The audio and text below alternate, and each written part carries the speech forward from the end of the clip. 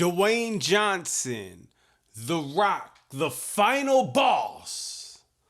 Incredible showing. Came out at the end of the show for about 30 to 45 seconds. Did a quick little gesture. Walked right out. Stole the show without saying a word. The final boss is back. WWE has been in a roller coaster situation since he left. There's been a lot of bad. There's been some good as well, I'm not gonna lie. But to be honest, the content for me personally has been struggling since the absence of the final boss, The Rock. Now, Bad Blood, he comes back, and not only he comes back in a way that it was just incredible, man. We got the last match. We got the main event match. Cody, Roman versus Jacob Fatu and Solo Sikoa. Regular back and forth match. At the end of the match, you got Jimmy Uso, black hoodie, mask on, coming out of nowhere, hitting Tonga Loa with super kicks, man. The crowd pops crazy.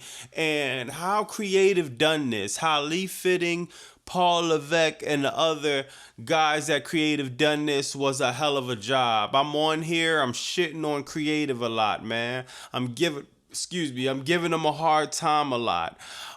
Just being real and being honest and truthful about what I'm seeing about the product. But they did an A1 job putting this together because, man, when I seen Jimmy come out and then I seen Tungalo, the Bloodline started jumping Cody Rhodes after Roman Reigns won. Roman Reigns, Jimmy Uso, they leaving. And then they see the Bloodline jumping Cody and they decide to help Cody.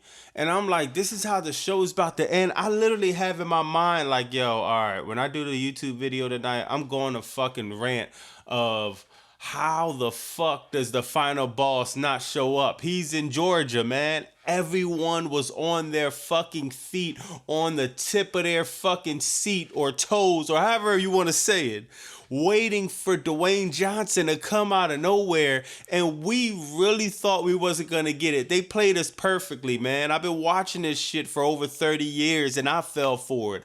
I'm already tweeting. If you look at my Twitter, you can see, man, well, I guess they call it X now. I'm like, man, no Rock? Like, what's going on?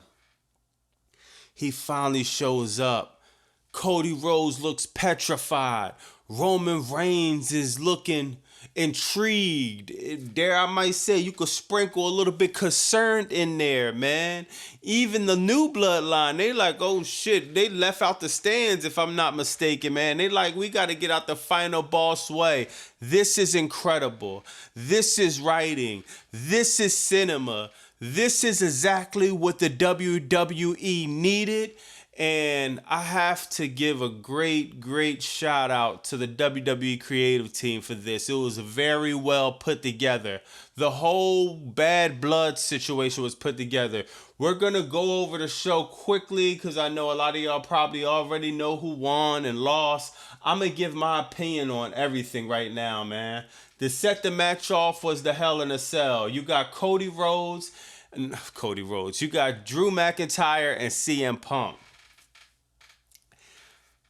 5-star, what the kids say, banger.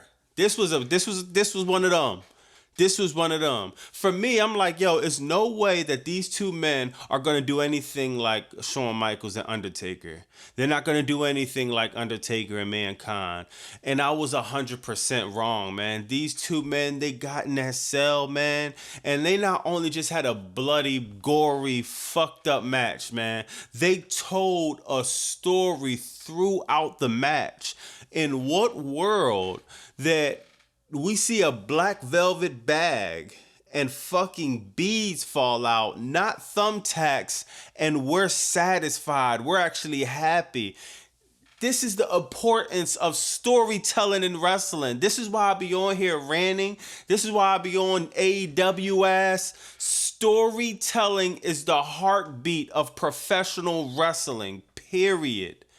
That was an incredible way to just paint a picture of the whole feud over a 50-cent bracelet, man. And we was all bought in, man.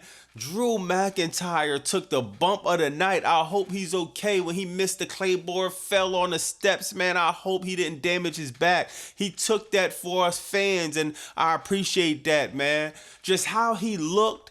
And I heard somebody say, yo, man, I'm in the comments arguing with people on Instagram. They said, what's next for Drew? What's next for Drew? What do you mean, what's next for Drew? He just put on a fucking classic, man.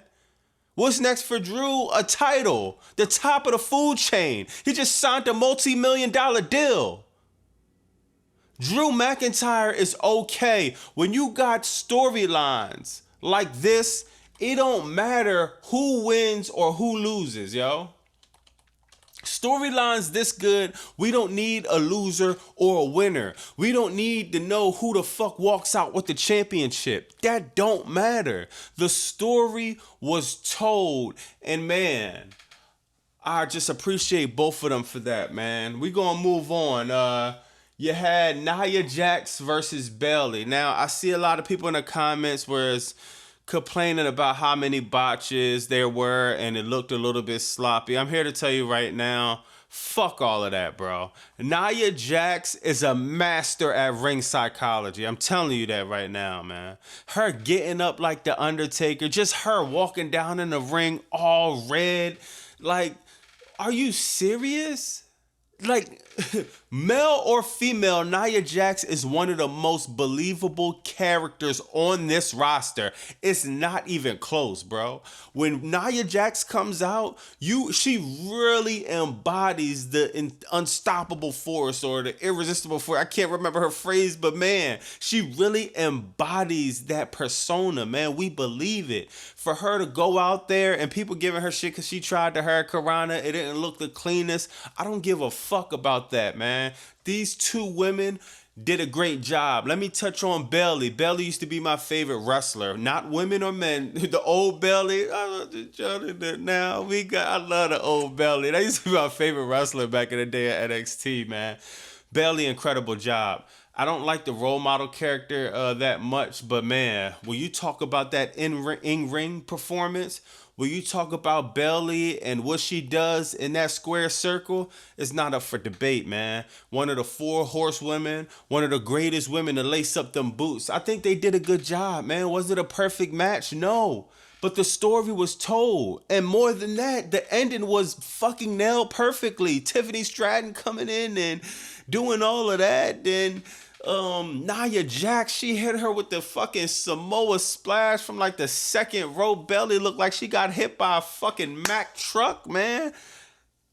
Incredible match, if you ask me. I understand it wasn't perfect, but I still think it was an incredible match. The next match we had Finn Balor versus Damian Priest. I got love for Damian Priest, especially after watching his documentary. I love everything Damian Priest is doing. Finn Balor is getting buried by WWE. It is really a confusing situation for me, man. How in the fuck is nobody writing anything where Finn Balor goes over? What do y'all, like, bro, this dude is in a prime of his career. People don't even know the level of talent Finn Balor really is because WWE Creative has failed week after week, month after month, year after year on Finn Balor's career. This is literally talent on this roster that's being wasted. That was the one thing I could say about Bad Blood tonight. Finn Balor losing was really like, all right, bro, if The Rock don't come back, I'm going on YouTube and I'm snapping, man. And I only know a handful of people see it. I don't give a fuck. I feel better when I could come on here and rant, man.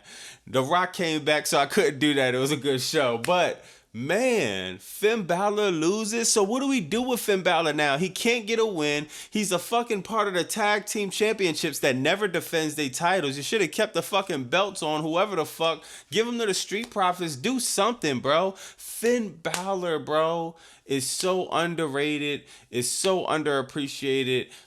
It's really disheartening to see him go through what he's going through creative. And it's not his fault, man. All right, let's go on to the Crown Jewel situation. Now, a lot of people are saying this new title at the Crown Jewel People didn't like it. People said it looked ugly. They got champion versus champion. It looking like it's gonna be Cody Rhodes versus Gunther at Crown Jewel. The winner gets that title. None of the titles are on the line. I don't really care either way about it. I think it looks a little bit like AEW title. AEW title looks better. This just looks like, I don't know what it looks like. I heard Eric Bischoff said he doesn't love it, he doesn't hate it, and I'm gonna take that from him. I don't love it or I don't hate it. It just is what it is, man. I'm still interested in seeing the match and interested in seeing what's going on. I can't really knock anything new going on. After that match, you had Liv versus Rhea Ripley. I think this match could have been better. You got Dominic falling out the cage. That was a good spot. Raquel Rodriguez came back. That was cool.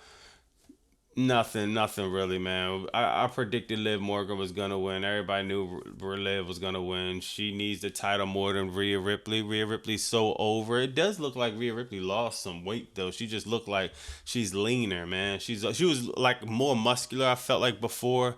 Now she's looking lean and she still looks good as fuck. So that's a plus. The last match, Cody, Roman, Fatu, Solo. Like I said, it was a good match. The highlight was obvious. The Rock coming back. And now, let me ask y'all, go in the comments, let me know what is next for The Rock. What's next for the Dwayne Johnson? What's next for this whole storyline? We know we're going to have Survivor Series, Bloodline versus the Bloodline storyline. We know we're going to have Roman Reigns versus The Rock at WrestleMania 41, which will be a sight to see. What's next though? Is that gonna play out how we know it's gonna play out, or do you think a curveball will be thrown? Remember what happened last year, man? We all swore Cody was gonna win the Royal Rumble and he was gonna go on and finish his story, and a curveball was thrown like that. So even though he did finish his story, but man, it came this close to not happening, man. So you never know with The Rock, man. He'll call a dog, man. He's on the board, and if I'm not mistaken, he's above Triple H. So he can make certain calls, and Triple H can't really do nothing about it, essentially. Let me know in the comments what you think about that. Bad Blood. I give this show a 9 out of 10. Very entertaining. Can't wait till Monday to see what's going on. And, you know what I mean? I'm going to interact with y'all in the comments. I'm going to check y'all out there. Let me know what y'all think. It's Bobby Monsoon 215. Like, comment, subscribe. Bye.